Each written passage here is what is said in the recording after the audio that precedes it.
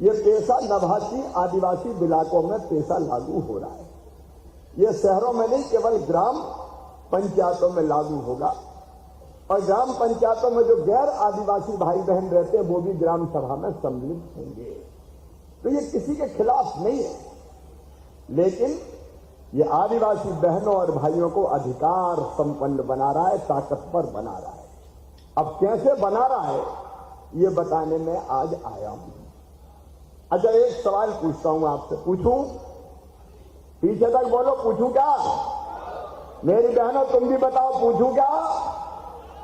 बहनों की जोर से आवाज आना चाहिए। यहां तो बहनें सेल्फ हेल्प ग्रुप में काम कर रही तो बड़ी ताकतवर है। अरे पूछूं कि नहीं पूछूं? अब पूछता हूं, ये बताओ, भगवान ने ये जमीन सबके लिए बनाई कि नहीं बनाई? अरे जोर से बोलो, बनाई कि नहीं बनाई? भगवान ने जमीन सबके लिए बनाई। अच्छा बताओ, भगवान ने जंगल सबके लिए बनाया कि नहीं? भगवान ने जंगल सबके लिए बनाया। अच्छा बताओ, जल भगवान ने सबके लिए बनाया कि नहीं? जल भी सबके लिए बनाया। ये जमीन सबकी, ये जंगल सबके, ये जल सबका। लेकिन मेरे बहनों और भाइयों, व्यवस्था ऐसी बन गई कि जो जमीन जल जंगल हमारे, उन्हीं में हम जकड़ दिए गए हैं हमारे। लेकिन फायदा मुट्ठी भर लोग उठाए, बड़े ठेकेदार उठाए। ये अजीब सी बात। जब जमीन जल जंगल हमारे, तो हम उपयोग क्यों ना करें? और पेशा के अंतर्गत आज मैं यही कहने आया हूं, ये जमीन आपकी, तो जमीन के अधिकार दे रहे हैं, जल के अधिकार दे रहे हैं, जंगल के अधिकार दे रहे हैं। और उन अधिकारों को सुनो एक एक करके। आप सबको मैं बताना चाहता हूं, पहला अधिकार जमीन का। अब जहां जहां पेशा लागू हो रहा है, वहां हर साल पटवारी जी और बीट गार्ड, इनको गांव में ग्राम सभा में आदिवासियों की नक्शा, खसरा और बीवन की नकल रखनी पड़ेगी। ये रामलाल के नाम है, ये श्यामलाल के नाम है। ऐसा नहीं कि पान सिंह की जमीन राम सिंह के नाम कर दे, ये नहीं होगा। हर साल पटवारी और बीट गार्ड जाएंगे, ये कानून बन गया है। और खसरा, नक्शा, बीवन की नकल, ये वहां जमीन की रखी जाएगी, ताकि कोई किसी की जमीन हथिया ना पाए। बोलो, ये होना चाहिए कि नहीं? जोर से बताओ, होना चाहिए कि नहीं? अब नंबर 2, अगर राजस्व के रिकॉर्ड में कोई गलती पाई जाती है तो ग्राम सभा उसको ठीक करवाएगी, और जिनमें गलती होगी उनको ठीक मामा कर देगा, गड़बड़ करने वाले को नहीं छोड़ेगा। बोलो, सही है कि नहीं? अब इसके बाद जहां जहां पेशा ग्राम सभा बनेगी, उसके बारे में भी बताऊंगा। अगर किसी प्रोजेक्ट के लिए जमीन लेनी है, किसी बांध के लिए जमीन लेनी है, तो मेरे प्रिय आदिवासी बहनों और भाइयों, ये जमीन बिना ग्राम सभा की, ग्राम सभा मतलब गांव में जितनी जनता रहती है वही ग्राम सभा, उनकी अनुमति के बिना नहीं ली जा सकती। कोई जमीन नहीं ले सकता। जब ग्राम सभा कहेगी कहां ठीक है लेना चाहिए तो ही लेंगे, नहीं तो जमीन नहीं ली जा सकती। अब ये नहीं होगा कि कलेक्टर साहब के मन में आया और बोले एक्वायर कर लो, ऐसे कोई एक्वायर नहीं कर सकता। ये कलेक्टर भी समझ ले और कमिश्नर भी समझ ले भाई, जिनकी जमीन है वो फैसला करेंगे कि हमको बांध के लिए या सड़क के लिए भी जमीन देनी है कि नहीं देनी है। और नहीं तो धीरे धीरे आदिवासियों की जमीन चली जाए, खाली हाथ हो जाए, ये अब नहीं होगा, ये आपकी अनुमति से ही होगा। बोलो सही बात है कि नहीं है? तो जोर से बोलो सही है। अब इसके बाद कोई भी आपकी जमीन कपट पूर्वक बहला के, फुसला के, और एक षड्यंत्र चल रहा है प्रदेश में, उसके खिलाफ आपको आगाह कर रहा हूं, चेता रहा हूं। कुछ ऐसे लोग हैं और कई जगह सक्रिय, जो हमारी बेटी से शादी कर लेते हैं और बाद में धर्मांतरण की भी कोशिश करते हैं, धर्म बदलने की कोशिश भी करते हैं। एक बात सुन ले, साफ कह रहा है शिवराज सिंह चौहान, कपट और छल से धर्मांतरण मध्य प्रदेश की धरती पर मैं नहीं होने दूंगा, किसी कीमत पर नहीं होने।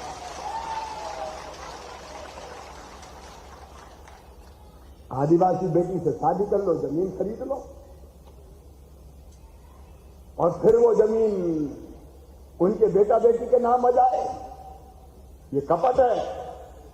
ऐसे छल से, ऐसे कपट से आदिवासी समाज को भी सावधान रहने की जरूरत है। मेरी बहनों, मेरे भाई, ये नहीं होगा मध्य प्रदेश की धरती पर। और कोई भी छल और कपट से आदिवासी की जमीन नहीं ले सकता, किसी कीमत पर नहीं ले सकता। अब पेशा में हमने प्रावधान कर दिया कि अगर किसी ने गलत तरीके से किसी आदिवासी की जमीन पर, जो मैंने बताया उन तरीकों से भी कब्जा करने की कोशिश की, तो ग्राम सभा को यह अधिकार होगा कि वो हस्तक्षेप करे और उसकी जमीन वापस दिलाए, और मामा तुम्हारे साथ खड़ा होगा, हम जमीन जाने नहीं देंगे। बताओ, अपने पास जमीन रहनी चाहिए कि नहीं? अरे सब बताओ, हाथ खड़े करके रहना चाहिए कि नहीं? काय को जमीन जाने दो भाई, बहला लो, फुसला लो, शादी ब्याह कर लो, कपट से हत्या लो, नहीं होगा मध्य प्रदेश की धरती पर, किसी कीमत पर नहीं होगा मेरे बहनों और भाइयों। और ऐसे अगर किसी ने लिया तो फिर सीधे मामा का बुलडोजर चलेगा, छोड़ूंगा नहीं उसको, फिर अपन छोड़ने नहीं वाले। कानून में ये प्रावधान कर दिया। और इसके साथ एक बात और, कि जितने पेशा में, जैसे ब्लॉक आएंगे, नभासी केसला ब्लॉक है, उसमें कोई भी रेत की खदान हो, गिट्टी की खदान हो, पत्थर की खदान हो, और कोई खदान हो, इसका सर्वे शासन को भी करना है। तो अब कलेक्टर की मनमानी नहीं चलेगी कि सर्वे कर लो, पट्टा देना है, नीलाम करना है, तो ये बिना ग्राम सभा की, मतलब आपकी सहमति के नहीं होगा, नहीं होगा किसी भी हालत में। मेरी बात समझ में आ रही कि नहीं आ रही? अरे पीछे तक बताओ रे, आ रही कि नहीं? समझाने आया है मामा, समझ लो, और ये लागू करवाऊंगा। नया जमाना आएगा, कमाने वाला खाएगा और लूटने वाला जाएगा। और खदान पे भी अनुसूचित क्षेत्र में पहला हक होगा आदिवासी जनजाति सोसाइटी का, दूसरा हक होगा आदिवासी बहनों का, और तीसरा हक होगा कोई पुरुष अप्लाई करता है तो उसका, जो उनका क्षेत्र है, ताकि हमारा यह अधिकार बना रहे और हम इसका लाभ उठा सकें। ये जमीन के अधिकार। दूसरे जल के अधिकार। अब गांव में आपके तालाबों का प्रबंधन पूरी तरह से ग्राम सभा करेगी। भैया देखो, ऊपर जो लोग बैठे हैं वो नीचे अधिकार देने नहीं चाहते, सब अपनी मुट्ठी में रखना चाहते हैं। अब यह अधिकार ग्राम सभा को है। ग्राम सभा तय करेगी कि तालाब में मछली पालना है कि सिंगाड़े उगाना है। ये कोई अफसर तय नहीं करेगा, ये कोई नेता तय नहीं करेगा। आपके तालाब का फैसला आपका गांव करेगा, ग्राम सभा करेगी। बोलो सही बात है कि नहीं? और उसमें जो आमदनी होगी वो सरकार नहीं ले जाएगी, नहीं तो नीलाम करो और पैसा भोपाल ले जाओ। अब भोपाल पैसा नहीं जाएगा, गांव का पैसा गांव में ही खर्चा किया जाएगा। बोलो सही है कि नहीं? हाथ उठा उठा के बोलो रे, नई सामाजिक क्रांति हो रही है, सही है कि नहीं? और इसके साथ 100 एकड़ तक का सिंचाई तालाब, उस पर भी अधिकार सिंचाई विभाग का नहीं रहेगा, वो अधिकार भी ग्राम सभा का रहेगा, उसकी व्यवस्था भी आप ही करोगे। बोलो ये अधिकार लेने को तैयार हो? 100 एकड़ तक का बड़े का करे सिंचाई विभाग, हर एक में काय को टांग लड़ाए, गांव वालों को करने दो, वो इसका प्रबंधन करेंगे और तालाब बचे रहें। नहीं, कई लोगों ने तालाब पे कब्जा करके ठोक दी और खेत बना दिए। अब ये तालाब आपके हैं, कोई तालाब इधर उधर नहीं हो जाए, क्योंकि तालाब हमारी जिंदगी। अब तीसरा अधिकार जंगल का। मेरी बात सबको समझ में आ रही है? सब बताओ, समझ में आ रही है? अब देखो भैया, जंगल को भी ऐसा बना दिया कि डीएफओ साहब, एसडीओ साहब, रेंजर साहब, अब रेंजर डेंजर हो गए चाहिए,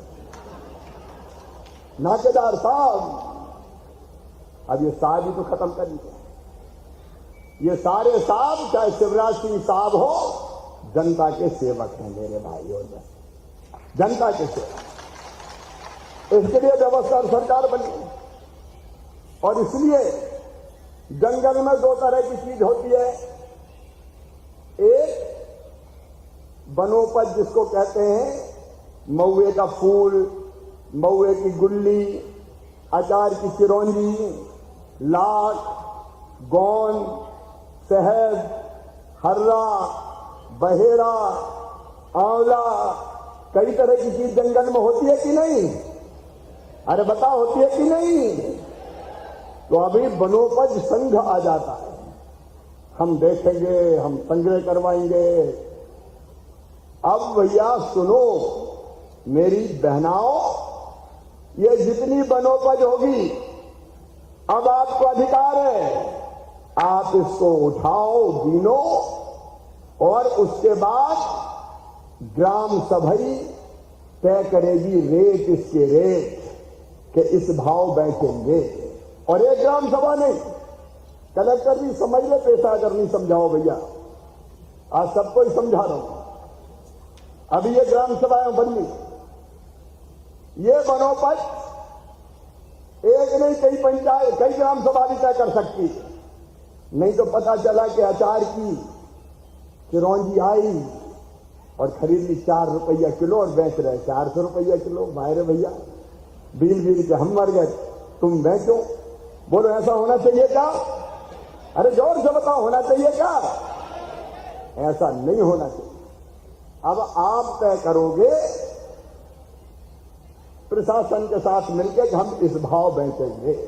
इस भाव का मतलब भाव जायज होना चाहिए। नहीं आपको 2000 रुपया किलो तो वो भी जायज नहीं है, लेकिन आपको लगता है 100 रुपया किलो, 150 रुपया किलो, तो ग्राम सभा तय करेगी। ये मैनेज करना पड़ेगा पहले साल, हमारे विधायक साथियों को, सांसद जी को ये करवाना पड़ेगा, अफसरों को करवाना पड़ेगा कि हम रेट तय करेंगे, उसी रेट पे बेचेंगे, उससे कम में नहीं बेचेंगे। ठीक है? अरे जोर से बोलो, ठीक है? और बेचने के बाद उसकी मजदूरी जो बेचेगा उसको पैसा मिलेगा, पूरा पैसा मिलेगा। अब ये बीच में बिचौलिया काय को आया? वैसे ही तो अपन गरीब है, मेहनत करके मर जा रहे हैं, बेवनों महुआ के फूल दिन भर, और कोई आ जाए खरीदने के 10 रुपया किलो दे दो, बीन के मर गए और मिले 10 रुपया। ये काय को होने गए? और 10 रुपया ही नहीं, बीच में कहीं टाइगर आ गया, कहीं और कोई रीछ आ गया, तो भुगते हम और पैसा तुम कमाओ। ये नहीं होगा। ठीक मेरी बात समझ में आ रही सबके? अरे सबके आ रही है? अब इसके बाद एक और वनोपज होती है तेंदुपत्ता। दिसंबर तक लिख के दे दो कि हम तेंदुपत्ता तोड़ेंगे, हम सुखाएंगे और हम ही बेचेंगे। बोलो तैयार हो? अरे पीछे तक बताओ तैयार हो? इसमें ये व्यवस्था की है, आप भी समझ लें कि जो ग्राम सभा चाहेगी और 15 दिसंबर तक वो प्रस्ताव पारित करके देगी कि हम तेंदुपत्ता तोड़ेंगे, वो ही तोड़ेंगे और फिर वो ही बेचेंगे। और एक ग्राम सभा नहीं, अपन तय कर लें कितनी ग्राम सभा केसला विलास में, 52 ग्राम पंचायत, 10 लाख का